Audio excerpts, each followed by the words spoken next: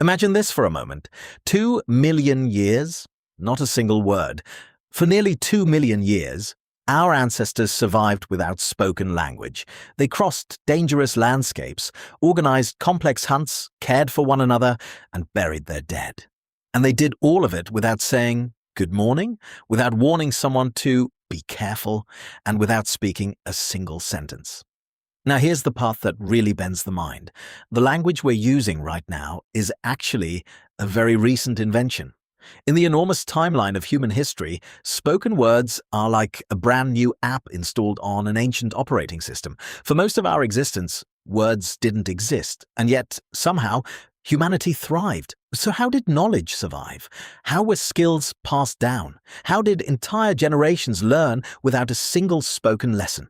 To find the first clues, we need to travel back roughly 1.7 million years to Olduvai Gorge in Tanzania. There, archaeologists discovered one of the most successful inventions in human history, the Acheulean hand axe. What makes this tool extraordinary isn't just its design, it's how long that design survived. Around 1.4 million years. Yes, you heard that correctly. For over a million years, generation after generation produced almost the exact same tool. Think about that for a second. The smartphone in your pocket becomes outdated in a few years. Yet, this stone tool remained virtually unchanged for more than a million years. And here's the truly incredible part. Creating a perfect Acheulean hand axe requires hundreds of carefully controlled strikes. One tiny mistake can ruin the entire stone. This wasn't a simple task. It was advanced engineering. Yet, our ancestors taught this skill without classrooms, without manuals, without tutorials, and without words. The master simply demonstrated. The apprentice watched. Knowledge flowed silently from one nervous system to another. In fact, we still learn this way today. When you teach someone to ride a bicycle, you don't start with a lecture about balance, momentum, and physics. You say, "Watch me." Then they imitate. Some of the most important human skills are still learned through observation rather than explanation. But silence didn't mean our ancestors couldn't communicate. Far from it. To understand that, we need to jump forward to the 1960s and look at the work of psychologist Paul Ekman. Ekman studied isolated cultures around the world and discovered something remarkable. No matter where people lived, they shared the same basic facial expressions: happiness, fear, anger, surprise, sadness, disgust, and contempt. The expressions were nearly identical across cultures. What does that tell us? It suggests that deep inside all of us is an ancient communication system that predates language itself. And one of the most powerful parts of that system is something called microexpressions. These are tiny facial movements that appear before the conscious mind has time to hide them. They're fast. Incredibly fast. A microexpression can last only a fraction of a second, yet your brain notices it anyway. Long before you consciously realize what's happening, your amygdala has already detected the signal. You can think of the amygdala as an ancient alarm system. Have you ever walked into a room and immediately felt that something was off?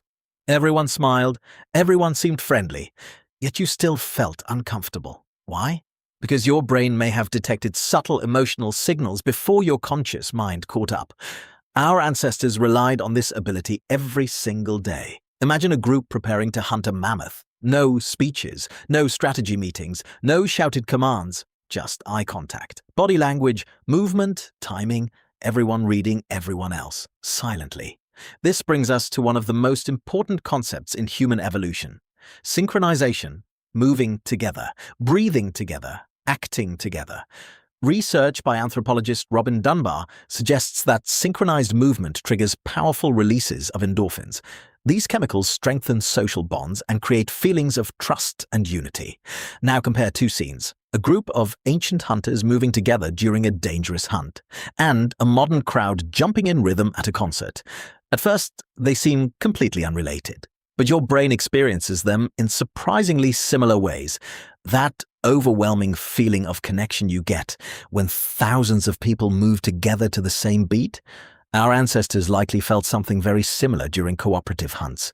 The chemistry is ancient, the technology changed, the feeling did not.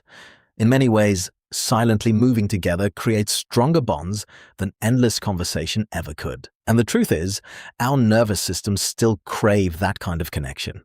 Simply being present with other people, sharing the same space, moving in the same rhythm. Sometimes that communicates more than words ever can. But eventually, something changed. Around 70,000 years ago, humanity experienced one of the biggest transformations in its history. Language emerged, and everything changed. For the first time, humans could talk about things that weren't directly in front of them. We could discuss the past. We could imagine the future. We could share warnings, stories, plans, and ideas. If someone saw a lion near the river yesterday, they could tell the entire group about it today. Language freed us from the prison of the present moment. It gave us a kind of time travel superpower, but every superpower comes with a cost. As language became more important, we slowly stopped paying as much attention to the older system. We became experts at speaking, but less skilled at listening to silence. We learned to hide behind words, to mask emotions, to ignore subtle signals, to explain instead of feel. And perhaps that's part of the reason modern loneliness feels so common. Today, we communicate constantly. Messages, calls, notifications, social media, words everywhere. Yet many people still feel unseen, still feel misunderstood, still feel disconnected. Because for almost all of human history, connection wasn't built primarily through words. It was built through presence, through attention, through shared experience. When we look at the bigger picture, the reality becomes clear. More than 99% of human history happened before spoken language became central to our lives. Only a tiny fraction of our story has been shaped by words. Deep down, we are not creatures that evolved to talk all day. We are creatures that evolved to sense, to observe, to synchronize, to understand one another without speaking. So, the next time you're talking with someone and an awkward silence appears, don't rush to fill it. Don't panic. Don't start talking just to escape the quiet, because that silence isn't necessarily awkward. It's ancient. It's your brain performing a process that has existed for millions of years. While the words pause, something older wakes up. Your attention shifts to posture, to rhythm, to facial expressions, to energy, to the things that language often hides. There's an old idea that feels especially relevant here. The truth is rarely spoken. More often, it is felt. Maybe every once in a while, we need to turn down the noise, step away from the endless stream of words, and allow that 2 million-year-old software inside us to do what it was designed to do, because some truths are not found in conversation. They are found in silence. And that leaves us with one final question. By learning to speak, did humanity gain something extraordinary, or did we lose something equally valuable? Take a moment and think about it. What might we have sacrificed in exchange for words?